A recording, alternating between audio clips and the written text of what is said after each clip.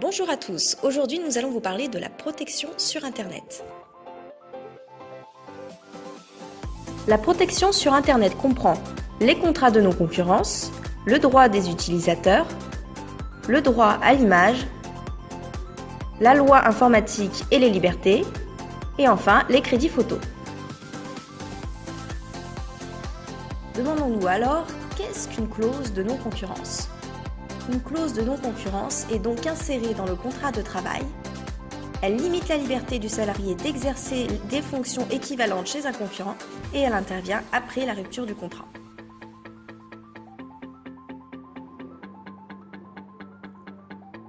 Quels sont alors les critères de validité de la non-concurrence ? Elle doit répondre à certains critères cumulatifs définis par la jurisprudence. Si ceci n'est pas respecté, dans ce cas-là, la clause de non-concurrence est nulle et engendre des paiements de dommages et intérêts de la part du salarié. Parlons maintenant de la légitimité de la clause. L'objectif de la clause est de protéger les intérêts légitimes de l'entreprise et aussi le salarié pour qu'il puisse retrouver un emploi ailleurs. La clause de non-concurrence doit être limitée dans le temps, dans l'espace et à une activité spécifiquement visée. La contrepartie financière pour le salarié ne doit pas être dérisoire et doit être conditionnée, c'est-à-dire qu'elle est exclue en cas de faute grave ou de démission. L'application de la clause se fait lorsque le contrat prend fin, mais toutefois l'employeur peut y renoncer sous certaines conditions.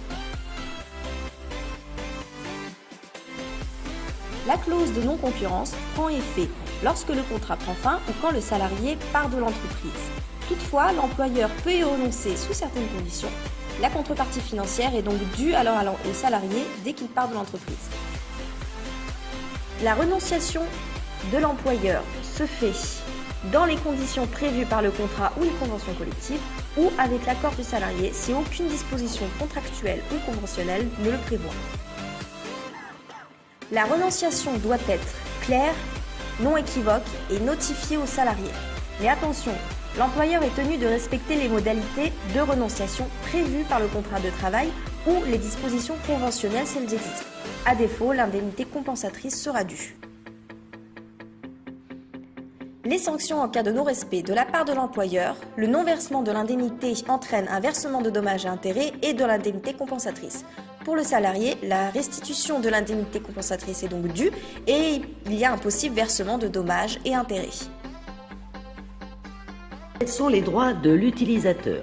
1. Accès et non-discrimination, liberté d'expression et d'information, liberté d'expression de réunion et d'association, vie privée et protection des données, protection des enfants et des adolescents, le droit à des recours utiles pour des violations des droits de l'homme, l'éducation.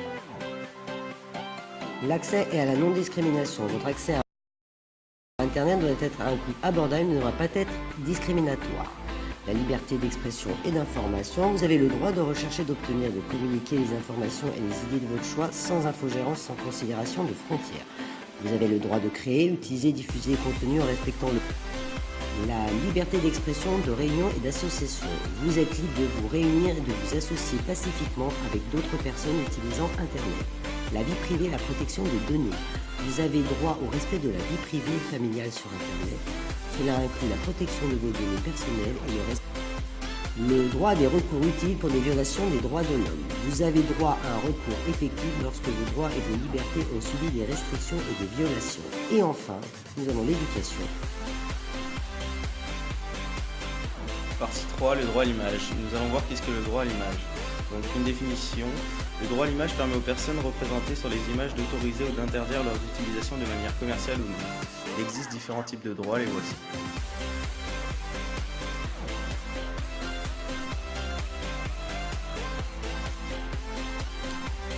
Parce que l'image d'une personne a un caractère personnel, les principes de la loi informatique et liberté s'appliquent. D'une manière générale, la reproduction et la diffusion de l'image ou la vidéo d'une personne doivent respecter les principes issus du droit à l'image et du droit à la vie privée.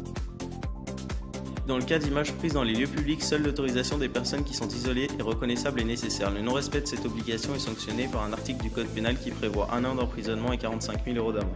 Un autre article du Code pénal punit d'1 an d'emprisonnement et 15 000 € d'amende le fait de publier un montage de l'image d'une personne sans son consentement. Created using Powtoon.